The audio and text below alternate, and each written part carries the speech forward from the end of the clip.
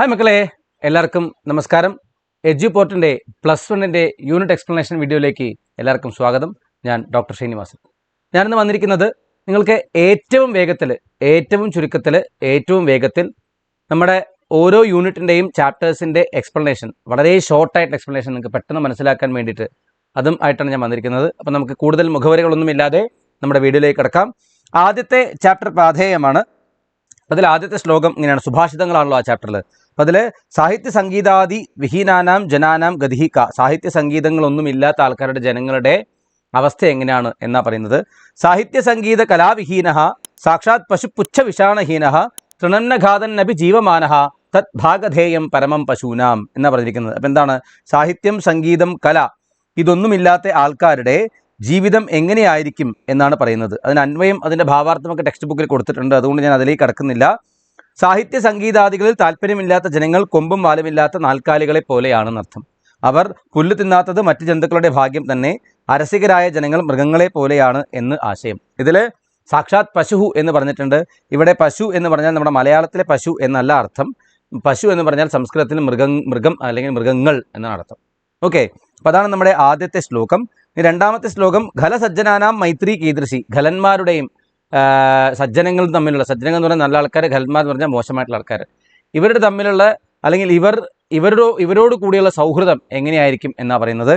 ആരംഭകുർവീ ക്ഷൈണീക്രമേണ ലഘ്വീ പുരാവൃദ്ധി മതീച്ച പശ്ചാത് ദിനസ്യ പൂർവാർദ്ധ പരാർത്ഥ ഭിന്ന ഛായൈവ മൈത്രി ഖല സജ്ജനാനാം. എന്താണ്? ഖലന്മാരുമായും സജ്ജനങ്ങളുമായിട്ടുള്ള മൈത്രി എത്തരത്തിലായിരിക്കും എന്നാണ് പറയുന്നത്. ദുർജനങ്ങളുടെ മൈത്രി ദിവസത്തിലെ പൂർവാർദ്ധത്തിലെ നിഴല് പോലെ ആരംഭത്തിൽ വലുതും ക്രമേണ ക്ഷയിക്കുന്നതുമായി ആകുന്നു. അതായത് നമ്മൾ സൂര്യ വെളിച്ചത്ത് നിൽക്കുകയാണെങ്കിൽ, ഇപ്പോൾ രാവിലെ നേരത്തെ നമ്മൾ സൂര്യൻ ഉദിച്ചതിന് ശേഷം നമ്മൾ നിൽക്കുകയാണെങ്കിൽ നിഴൽ ഒരുപാട് ദൂരെയായിരിക്കും. ഉച്ചയാകുമ്പോൾ അത് അടുത്തടുത്ത് വരും. ഉച്ചയ്ക്ക് ശേഷം അതെന്താണ് പിന്നെയും നീണ്ടു പോകും. അതാണ് പറയുന്നത് ദുർജനങ്ങളുടെ മൈത്രി ദിവസത്തിലെ പൂർവാർദ്ധം, അതായത് ഫോർനൂണിലെ പോലെയാണ്. എന്നാൽ സജ്ജനങ്ങളുടെ മൈത്രി ദിവസത്തിലെ ഉത്തരാർദ്ധത്തിലെ, അതായത് ആഫ്റ്റർനൂണിലെ നിഴൽ പോലെയാണ്. ആദ്യം സ്വല്പവും പിന്നീട് വർദ്ധിക്കുകയും ചെയ്യുന്നു എന്ന ആശയം. അപ്പോൾ ഇതാണ് ഖലന്മാരുടെയും സജ്ജനങ്ങളുടെയും തമ്മിലുള്ള മൈത്രി. ഓക്കെ, അത് മനസ്സിലായല്ലോ. ഇനി അടുത്ത ശ്ലോകം ധീരസ്യ സ്വഭാവ കീദൃശഃ ഭവതി, ധീരന്മാരുടെ സ്വഭാവം എങ്ങനെയാണ് എന്നാണ് പറയുന്നത്. നിന്ദന്തു നീതി നിപുണാഃ യദിവാ സ്തുവന്തു ലക്ഷ്മീഃ സമാവിശതു ഗച്ഛതു വാ യഥേഷ്ടം അദ്യൈവ വാ മരണമസ്തു യുഗാന്തരേ വാ ന്യായാത് പഥഃ പ്രവിജിലന്തി പദം ന ധീരാഹ. ധീരന്മാരായിട്ടുള്ള ആൾക്കാർ എങ്ങനെയാണ് എന്നാണ് പറയുന്നത്. നീതിശാസ്ത്ര പണ്ഡിതന്മാർ പ്രശംസിക്കട്ടെ അല്ലെങ്കിൽ നിന്ദിക്കട്ടെ, നീതിശാസ്ത്ര പണ്ഡിതന്മാർ എന്ത് വേണമെങ്കിലും പറഞ്ഞോട്ടെ. സമൃദ്ധി ഇഷ്ടം പോലെ വരട്ടെ അല്ലെങ്കിൽ പൊയ്ക്കൊള്ളട്ടെ.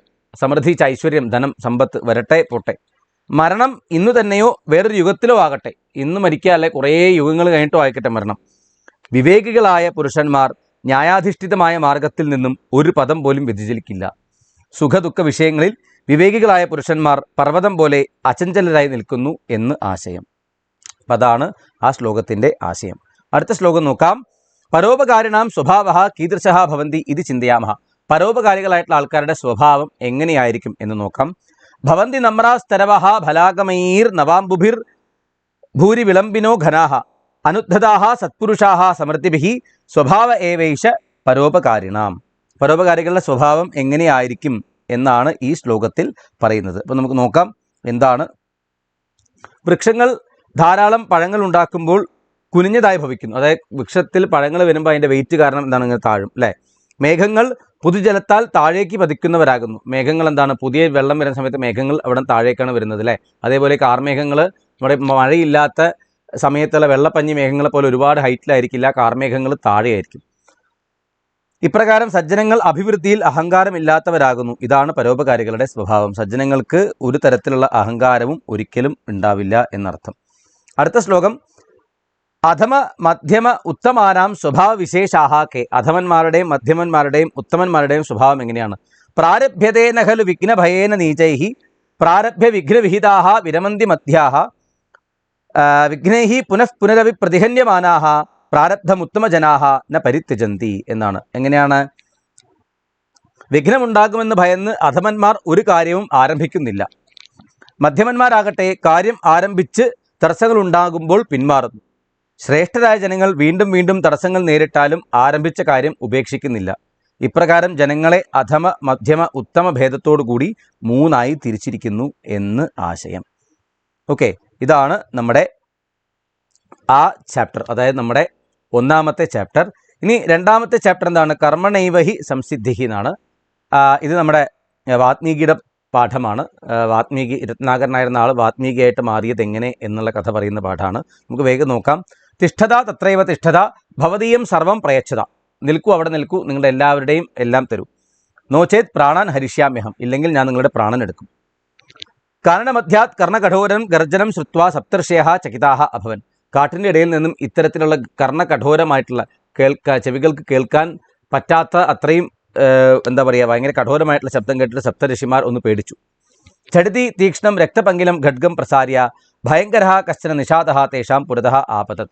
അപ്പം എന്താണ്, പെട്ടെന്ന് തന്നെ ഒരു വലിയ വാളെടുത്തിട്ട് ഭയങ്കരമായിട്ടുള്ള രക്തപങ്കിലമായ രക്തക്കറ പുരണ്ട ഒരു വാളെടുത്തിട്ട് ഒരു നിഷാദൻ, ക്രൂരനായ നിഷാദൻ അവരുടെ മുന്നിൽ, കാട്ടലിന് അവരുടെ മുന്നിലേക്ക് വന്നു. സർവമഭി പ്രയച്ഛത സഹ ഉച്ചൈരാക്രോശയത്. എല്ലാം തരൂ എന്ന് അയാൾ ഉറക്കെ പറഞ്ഞു. തേഷു അന്യതമഹ മഹാൻ യോഗി വസിഷ്ഠസ്തമഭൃച്ഛത്. അപ്പോൾ ആ സപ്തർഷിമാരിൽ മഹായോഗിയായിട്ടുള്ള വസിഷ്ഠർ അദ്ദേഹത്തോട് അയാളോട് പറഞ്ഞു, അയ്യ വച്ച കസ്ത്വം, അല്ലയോ വച്ച നീ ആരാണ്? കേവലം കമണ്ഡലൂർ വൽക്കലശ്ച അസ്മാകം ധനം. വെറും കമണ്ഡലവും വൽക്കലവും മാത്രമേ ഉള്ളൂ. കമണ്ഡലം എന്ന് പറഞ്ഞാൽ മരപുരി, അവർ ധരിക്കുന്ന വസ്ത്രം മരത്തിൻ്റെ തോലാണ്.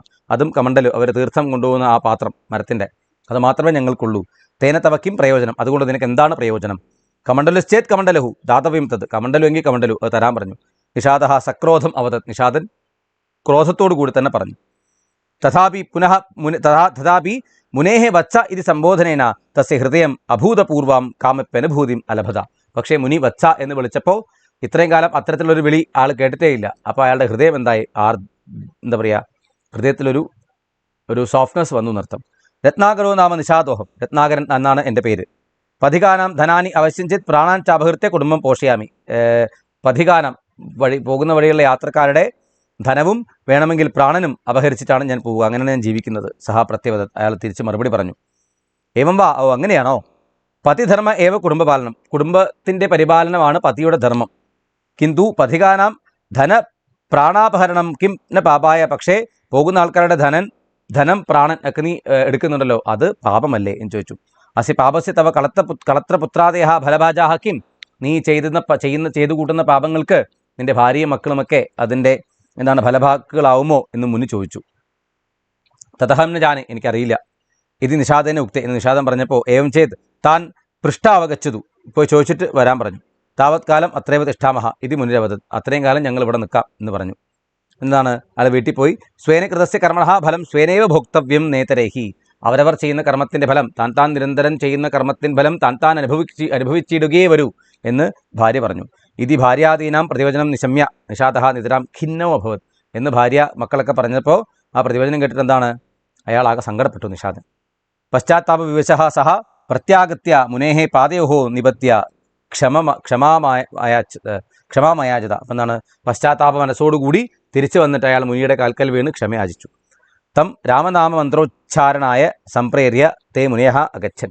എന്താണ്, രാമനാമം പറഞ്ഞിട്ട് ആ മുനിമാർ പോയി. അതീതേഷു ബഹുഷു സംവത്സരേഷു തേനൈവ മാർഗേണ പ്രത്യാഗതാഹ തേ മഹർഷയഃ വനമധ്യാത് മധുരമനോഹരം രാമമന്ത്രമാകർണ്യ വിസ്മിതാഹ തസ്തുഹു. അപ്പം എന്താണ്, കുറേ കാലങ്ങൾക്ക് ശേഷം ആ വഴി വന്ന മഹർഷിമാർ തിരിച്ചു വന്ന സമയത്ത് അവിടെ രാമമന്ത്രം കേൾക്കുന്നു.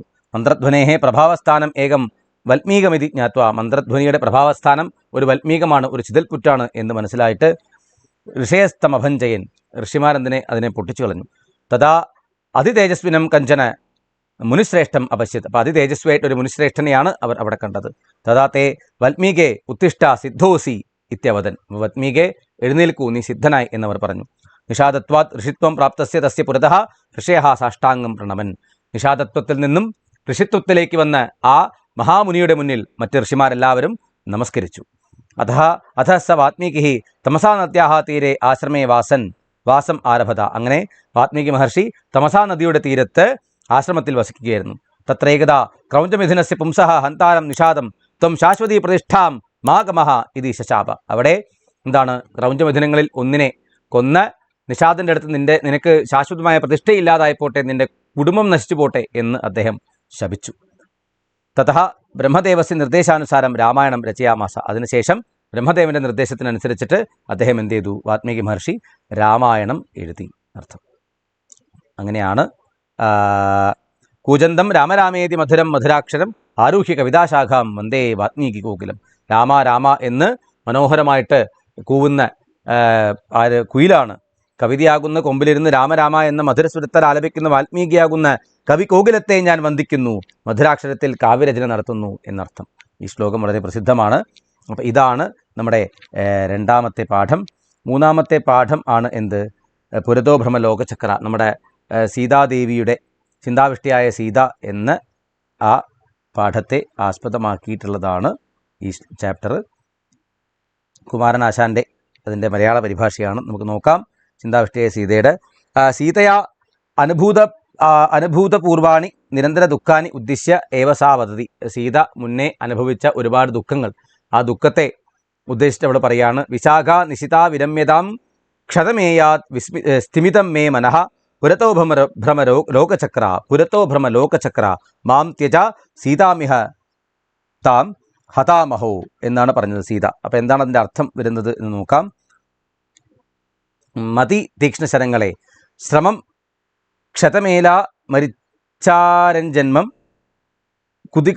കുതികാളുക ഇതൊരു ഇത്രയും മിസ്റ്റേക്ക് ഉണ്ട്.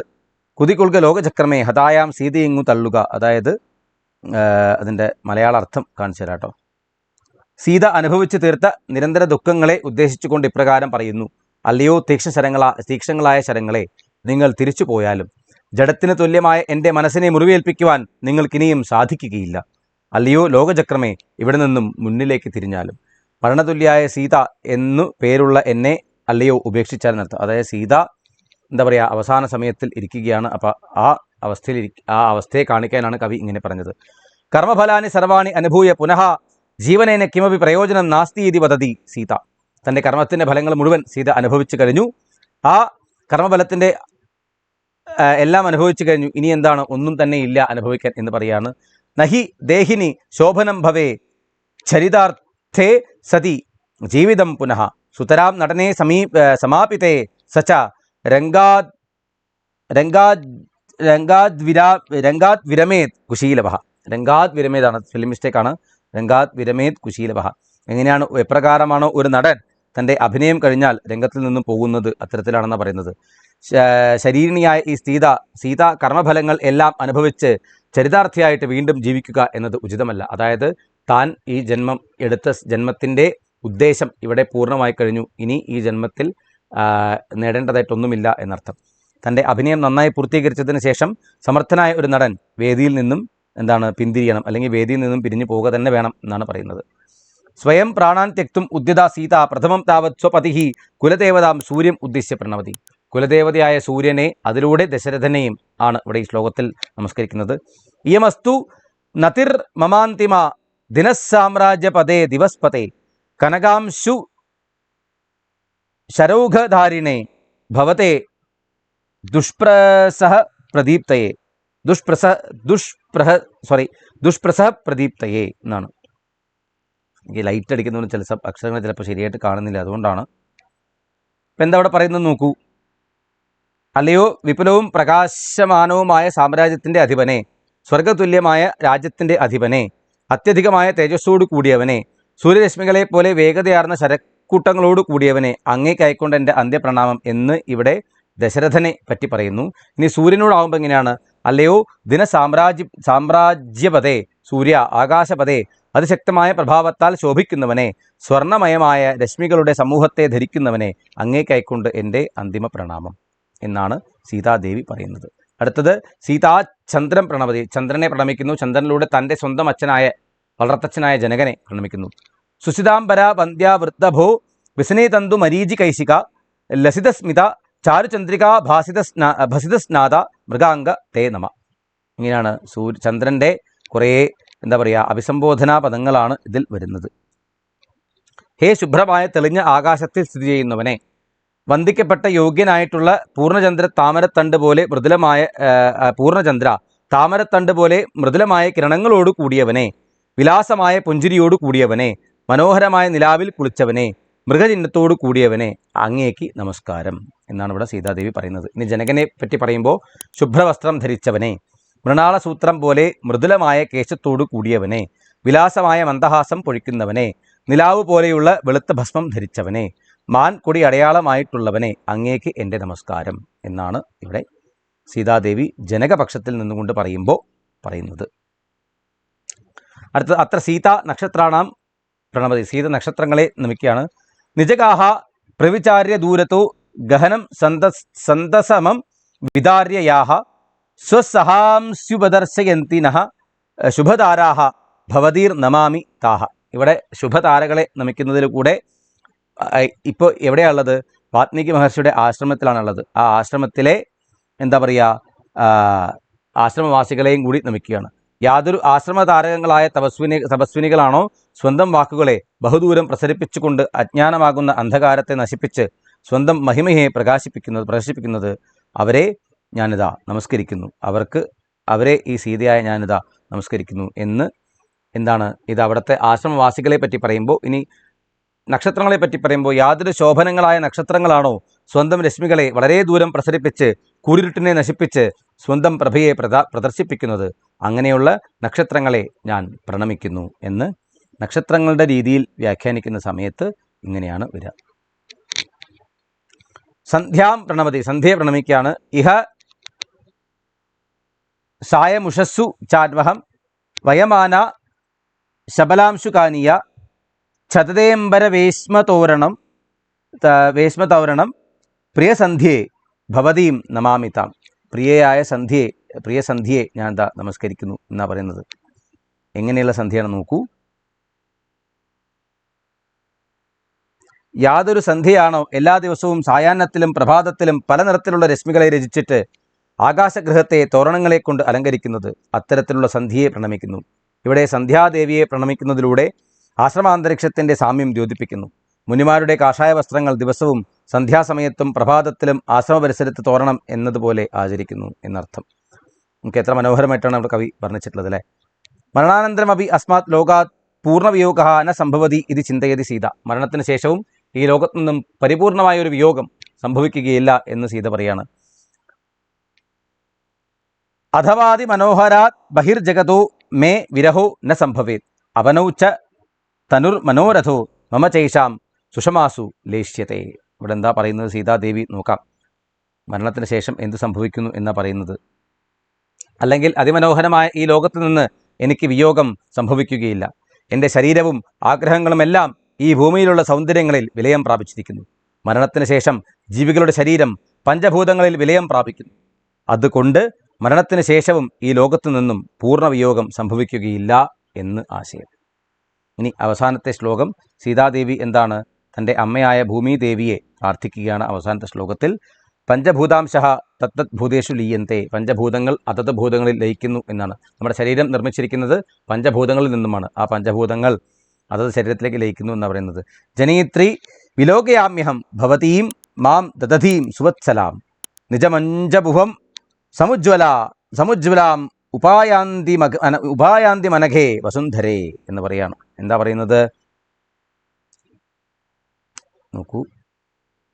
അല്ലയോ വസുക്കളെ ധരിക്കുന്ന പരിശുദ്ധയായ അമ്മേ, ഞാൻ സുവത്സലയും സമുജ്വലയുമായ ഭവതി, അമ്മ പുത്രിയെ എന്ന പോലെ എന്നെ ആസ്ഥാന മഞ്ചത്തിലേക്ക് കൊണ്ടുപോകുന്നതായി കാണുന്നു. എൻ്റെ അമ്മ വന്ന് എന്നെ കൊണ്ടുപോവുകയാണ്. അതായത് എൻ്റെ ജന്മ ഉദ്ദേശം ഇവിടെ സഫലമായി ഞാൻ വിലയം പ്രാപിക്കുകയാണ് എന്നർത്ഥം. സ്വച്ഛന്ത മൃത്യു വരിക്കുന്ന യോഗിവര്യന്മാരുടെ സമാധി രീതിയാണ് ഇവിടെ സൂചിപ്പിക്കുന്നത്. പ്രാണൻ നഷ്ടപ്പെടുമ്പോൾ ശരീരഘടകങ്ങളായ പഞ്ചഭൂതാംശങ്ങൾ അതത് ഭൂതങ്ങളിൽ തന്നെ ലയിക്കുന്നു. അതുകൊണ്ട് ഈ ലോകത്തു നിന്നും ഒരിക്കലും പൂർണ്ണവിയോഗം സാധ്യമല്ല എന്നർത്ഥം. അപ്പോൾ ഇവിടെ നമ്മുടെ ആദ്യത്തെ ഏകകത്തിലെ 3 പാഠങ്ങൾ സമാപിക്കുകയാണ്. അടുത്ത വീഡിയോയിൽ നമുക്ക് അടുത്ത ഏകകങ്ങൾ കാണാം. നമസ്തേ.